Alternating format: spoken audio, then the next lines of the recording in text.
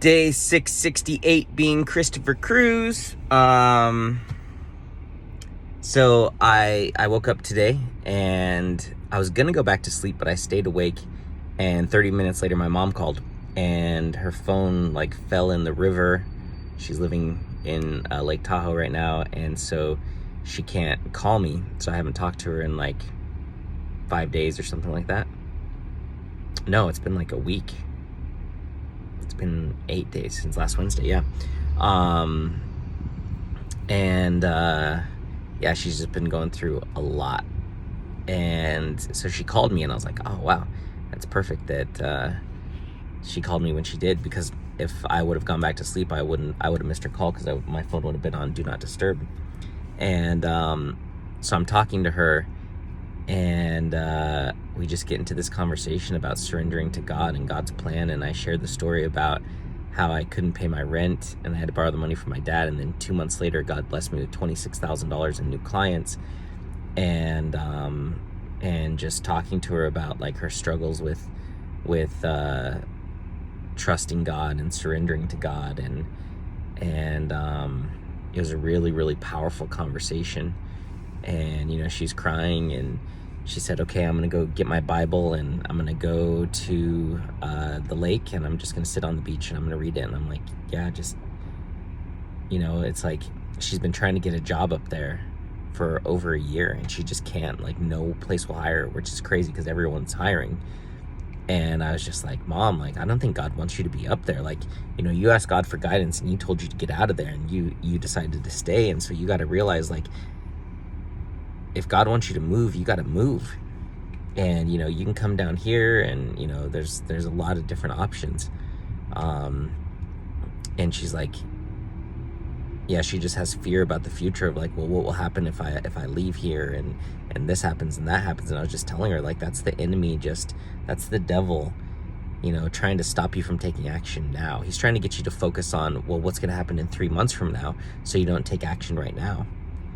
And she really got that, and it was a super powerful conversation. And then I got off the call and I just had this, I was praying. I was actually on my knees praying, and I was thanking God for the conversation. And then this question popped into my head. What if I talked about God publicly the way that I do privately? And I was like, I had to get up and write it down. Like, wow. What if I talked about God publicly the way that I do privately? Because in private conversations with my family or friends or clients, like, I am so passionate about God and talking about God and the miracles and the blessings and how God operates and the Bible. And it's like, I'm just so passionate about it privately, but publicly it's like, and then I had this realization. I'm like, man, and I have all these, these people at church, and I follow a lot of them on Instagram, and I don't ever see anyone really passionately publicly talking about God, like in their stories or anything like that. And I'm just like, man, I feel like there's just this spirit of silence, like, and whether it comes from fear of being judged or whatever it is, and it's just like, man, we should be shouting as loud as we can about God, especially in today's day and age where people need God so desperately. But it's scary, right? We're going to be judged. It's not cool, to read the Bible and believe in Jesus now. Like, now it's cool to like do new age stuff and believe in the universe, and we are the universe and we are the creators and we can manifest anything we want. Like, so it's just like, it's scary. And I totally get that, which is why I don't talk about God passionately in public, but I need to. And I thought, like, man, what would my life look like if I started talking about God publicly and passionately? And then I thought about, well, the first time I talked about God publicly was when I went and spoke in Vegas, and then I did it again 10 days later, and God blessed me with $26,000 in new clients. So, yeah, it's like, how many blessings are waiting to be unlocked if I just had the courage to start talking about God? And so I wrote down, what's stopping me? Like, what is it that's stopping me from publicly talking about God? Because for me to do that, I would need to be confident, courageous, and bold. And those are 3 of my lion words. My lion words are confident, courageous, bold, and fun. And I'd have to be confident, courageous, and bold. I'd have to be who he created me to be for me to passionately talk about God in public. And then I thought, like, hey, there are some people that need me to actually talk about God in public. Like, they need me. Like, I know some of my old roommates from when I lived in the co-living space who could really, it could change their lives if they start listening to some of the things that I have to say and share. Like, I could feel like they're on the verge, they're on the edge of believing. So yeah. And then that's when it hit me, like, social media is a platform to speak about God and lead people back to God. That's what social media is. Because I've had so much resistance to it, because it's just like, I don't fucking care about likes. I don't care about the status. I don't care about how many comments, how many followers. It's just stupid numbers. And in a moment like that, Instagram can just delete your account, and then what? And so it's just like, I don't value it at all. And I haven't been able to break through. And then it hit me while I was writing all this stuff out. Social media is a platform to speak about God and lead people back to God. Like, that is the platform. It's like, that's the stage for me to talk about God. Now it becomes very valuable to me. Very valuable. And I was like talking to Araceli last night, and she was giving me some like tips and strategies and, you know, different hashtags that I can use and stuff like that. And yeah, I had a lot of resistance because I just don't care about getting more followers. I don't even care about using social media to get more business. Like, I don't even care about that. I just care about people bringing God into their lives. Like, that's crazy. I haven't even said that out loud yet. It's like, now that I've gotten these clients and like I have a little bit of financial comfort, I realize how much I don't desire money. Like, I could just be like going to town and getting, you know, more new clients. But it's like, I'm not motivated by money. Wow. What I'm motivated by is leading people back to God, which is my purpose. So that makes sense. So that's interesting. Anyway. Yeah. So I have a coaching call at 3:00 to talk to the lady who I talked about group coaching. And then we had this amazing conversation about God, and she wants to find her purpose. So I was going to do a purpose call with her. And yeah, she's just so amazing. And it's at 3:00 and it's 12 now.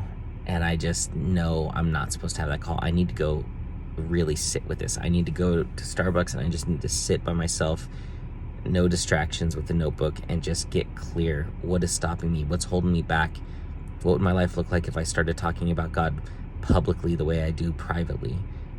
And that conversation with my mom today was no accident at all. And the thing is, when I talk about God privately and passionately, it changes people's lives. Like, there are so many of these calls that I've done, these coaching calls, where it has rocked people's world, and they have gotten closer to God because of it. Because God is speaking through me. It's not me. I'm not anything like special or anything like that. God is just using me as a vessel and a voice to talk to these people's hearts. And it makes a huge impact. So, but it's like, if I could do that in a one-on-one conversation, I could do that one to many. You know, I could do that in a group. I could do that on social media. I could do it, you know, all over the place.